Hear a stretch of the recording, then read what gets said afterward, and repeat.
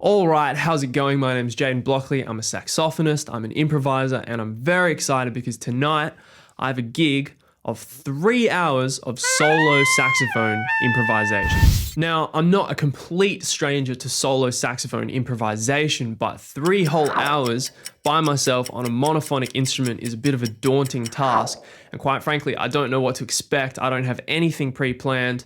I just thought I'd take my camera, record some of it, and see what happens, and then maybe share some of my findings with you guys, see what works, see what doesn't work, and hopefully it's interesting content. So I better get going because I got to be there pretty soon, and I'll check back in with you guys soon.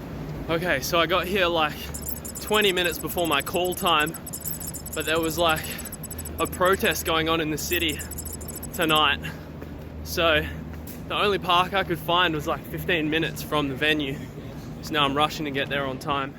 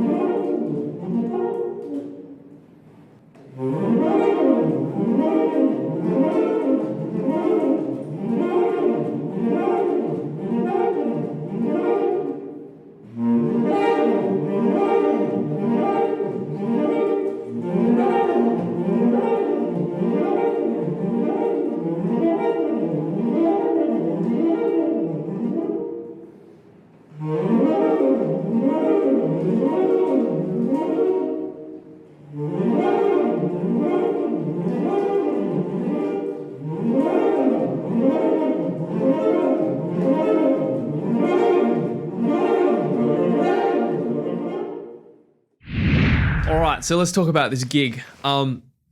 It was at this place called Lawson Flats, which at first I thought was an art gallery, but it turns out Lawson Flats is this like art space. It's like a space where all these artists pay a membership fee to hang out with one another, to network, to bounce ideas off one another, to have space to work, which is just like, it's totally foreign to anything I've heard of before. But it was really, really cool. And when I rocked up, I was kind of like, all right, this is interesting, cool little space, had a vibe to it. And I asked the staff and I said, is there any kind of music you want me to play in particular? I don't have anything planned out. Just wanted to see if they had something in mind. And they were like, no, we want you to play whatever it is that you play, follow your musical intuition. And straight away I was like, yeah, this is going to be a good gig. I know that I'm going to learn something today. And I did, yeah. So I've got a couple of talking points and a couple of lessons that I feel like I've taken away from the gig, and I'm going to share them with you today. Now, the first of the lessons that I learned from this gig is that long-form improvisation is valuable. Now, I'm going to share a little story with you that was told to me by one of my teachers at university who heard this story from one of his friends who went over to the States and had a lesson with the late, great Joe Henderson, who's one of the all-time great saxophone players, one of the masters of jazz.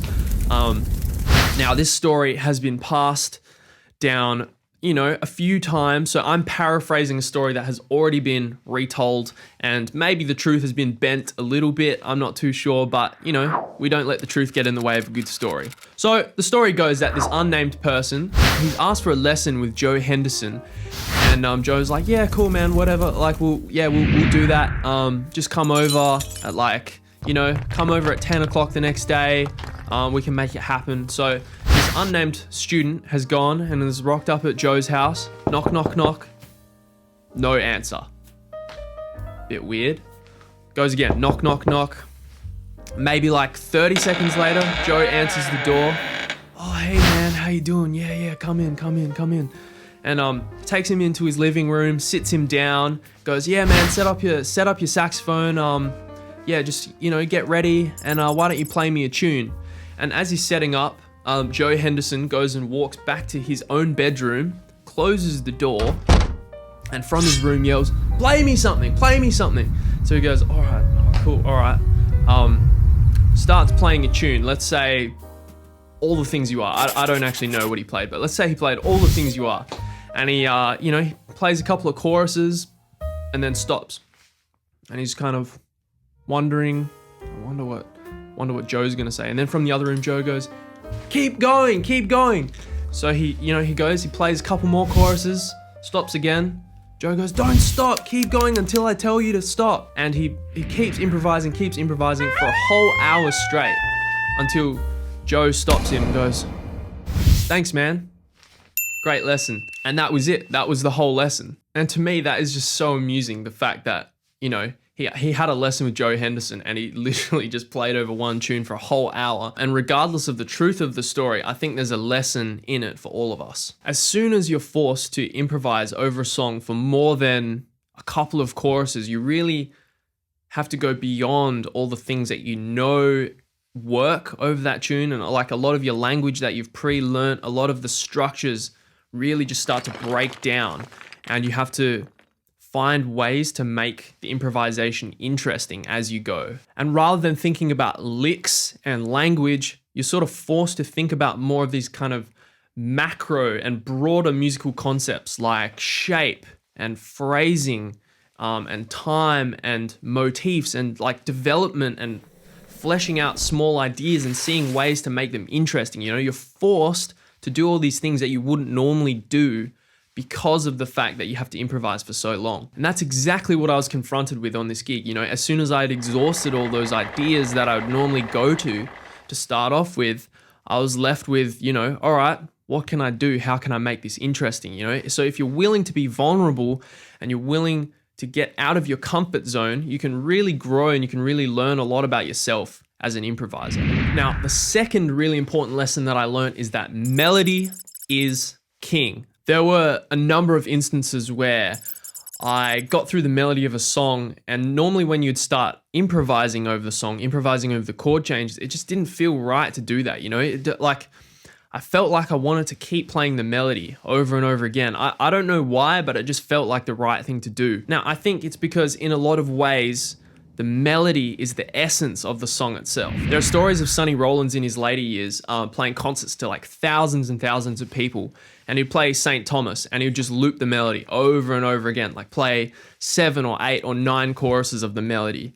And to a lot of people that might seem boring, but I think it's such a powerful statement about what a tune is. I think as jazz musicians, we can really get caught in this trap of thinking of songs as vessels for improvisation rather than connecting with the song itself. And when you play solo saxophone and you strip back all the elements, there's no bass player, there's no drummer, there's no harmonic instrument, like no piano, no guitar. And you're faced with this reality of like, all right, how can I play this tune? How can I show the essence of this tune without all these factors? And I think for me, it just felt right to play the melody over and over again. So to me, it was just a strong reminder of the importance of melodies when playing songs. And even when I'm now playing with bands again, it's just like, it's going through my head, melody is king. All right, and the final lesson that I feel like I really learned from this gig was to start with intention. Now, as I mentioned before, for a lot of the gig, I was playing over jazz standards and improvising over those tunes felt really wrong, and I couldn't work out why. But on reflection, I think it's because a lot of the improvisation when I was playing over those tunes was led from here rather than from here. Now, in my personal opinion, the key to any good music is about creating vibe. And with improvisation, I think it starts with intention. And I think the trap that I was falling into in this gig was that I was stuck in here. I was like, okay, how do I outline these chord changes because there's no band? Or, I was trying to navigate through the music here rather than just trying to connect with it and bring the vibe. I was over intellectualizing all of it and overthinking what I was playing. Now, I caught up with a friend the other day and he was sharing with me some valuable lessons that he learned from this book that he read by this author called Robert Henri. And the book is The Art Spirit. Now, one of the core ideas in Henri's book is that great art starts from a place of intention and an intent to express deeply the world around us rather than a demonstration of technical ability. If we start with a place of intention then our ability always rises to the occasion. So it's not that playing tunes was wrong for me, but it was the wrong starting point for me. You know, I was starting from here, but really what I needed to do was just come in with an intent to just connect with the music and see where my head took me from there, you know? Whether that then became a tune, that would be right. But I think it was because I was like, all right, I'm gonna play this song and I'm gonna start with this and I'm gonna take it here.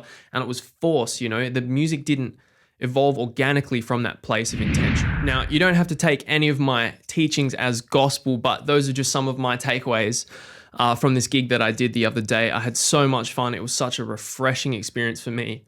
And I really I'm looking forward to doing some more solo saxophone improvisation, some more long form improvisation. And for any musicians out there, I'd really encourage you guys to do the same thing. It's so good for you. So I was lucky enough to grab some footage and some audio of this gig. So what I'm going to do is leave some of it in maybe a bit of a montage at the end of this video for you guys to enjoy. Thanks so much for checking it out. If you like the content, subscribe, check out some of my other videos, and I'll see you next time.